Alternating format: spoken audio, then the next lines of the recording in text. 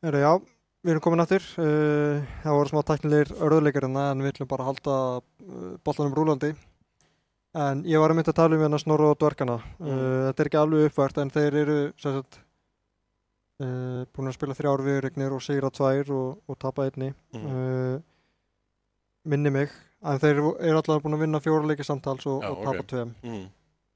Og ég var svolítið spenntur að fylgjast með þeim en Frikki alvöru keisla er þjálfarinn þeirra og þeir hafa alltaf spilað mjög vel saman í öllum deildunum. Já, mjög góð liðsheild í því liði. Og þú veist, það sést skýrt þegar maður er að horfa á þá að þeir eru góðir í samskiptum og eru að tilkynna liðsfélögum sínum hvað þeir eru að fara að gera næst og þeir drafta alltaf mikið teamfight og spila virkilega vel saman.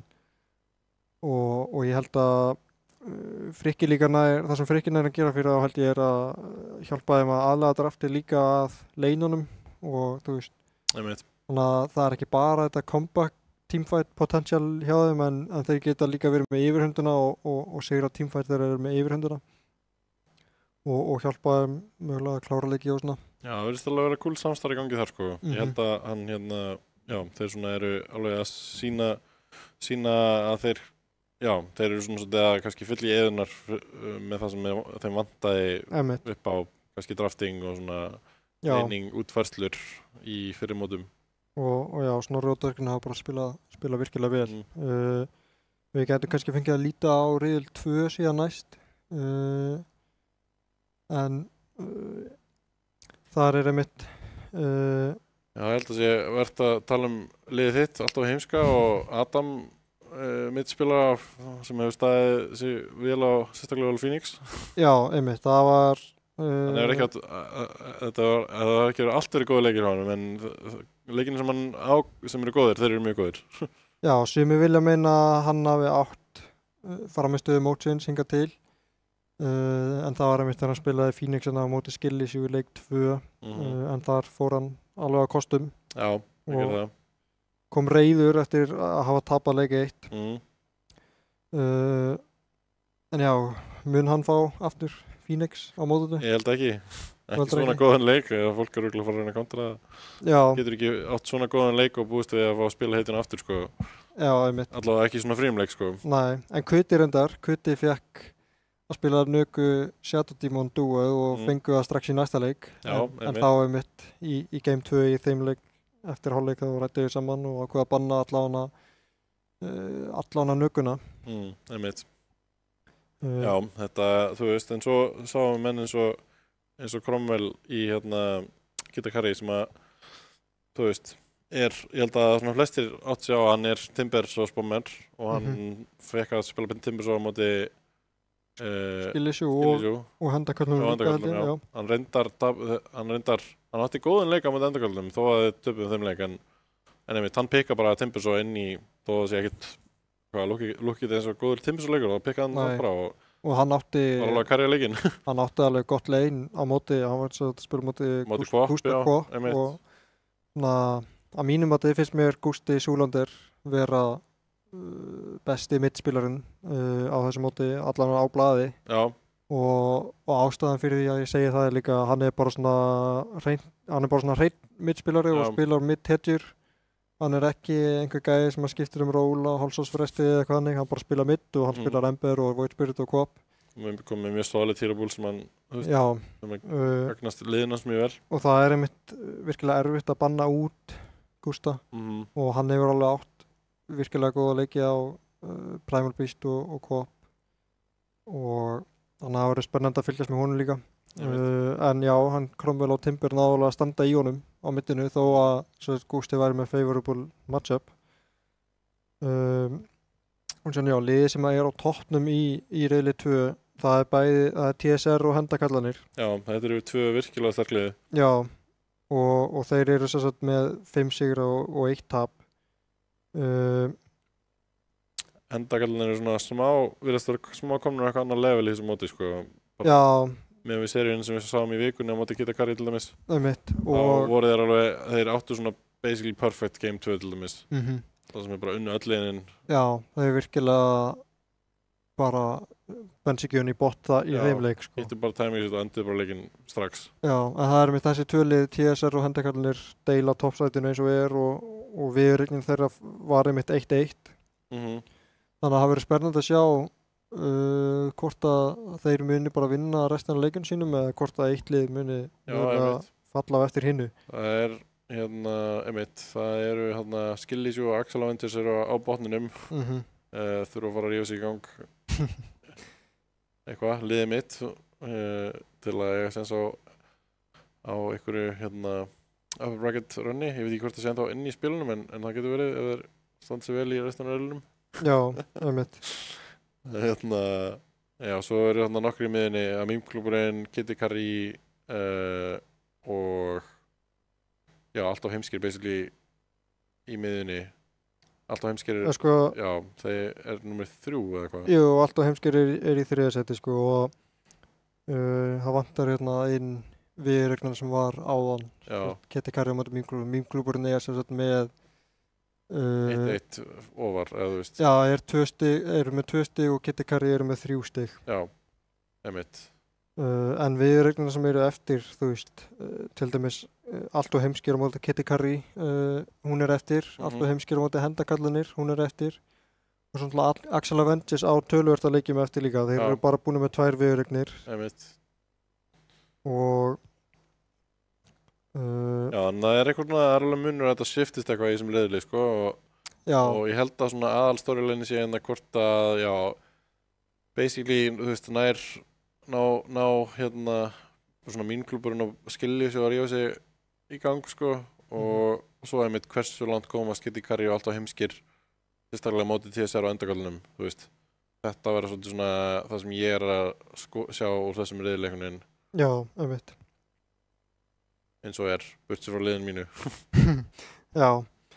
Þannig að já, það verður spennandi að sjá einmitt TSR á móti Hendekollum því að þetta er svolítið svona unstoppable force að hitta immovable object, sko. Einmitt. Þú veist, þeir vinna sína leiki og síðan gerðu þeir jafntefli innbyrðis. Þannig að það er bara annarkvort fyrsta liði til að taka feilskrefið sem að mun falla á eftir hinu liðinu. Já. Annars bara tiebreaker. Já, einmitt, jú, algjörlega. Það verður bara eitthvað leiðis. Já, annars erum við svolítið búinir með það sem að við vildum segja í þessari sem er meta-analysis. Já, einmitt. Við alltaf gott að minnast á Poll Immortal. Já, Poll Immortal og upphrópunarmerki Fjörlali en kannski eitt af lokum að núna eru búnir þó nokkuð mikið af leikjum í deildinni og Radiant situr á 67,5% win rate. Takk fyrir. Það er fáránlegur stat.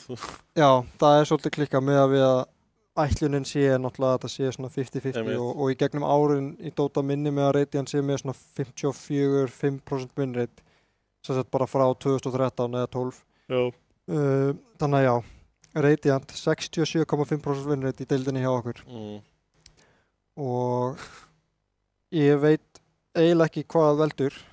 Nei, ég veit ekki heldur, ég skildi ekki alveg hvað. Maður hefur heyrt náttúrulega mörg rök fyrir af hverju Radiant sé betra og það sé stægilega að pulla og þetta og hitt.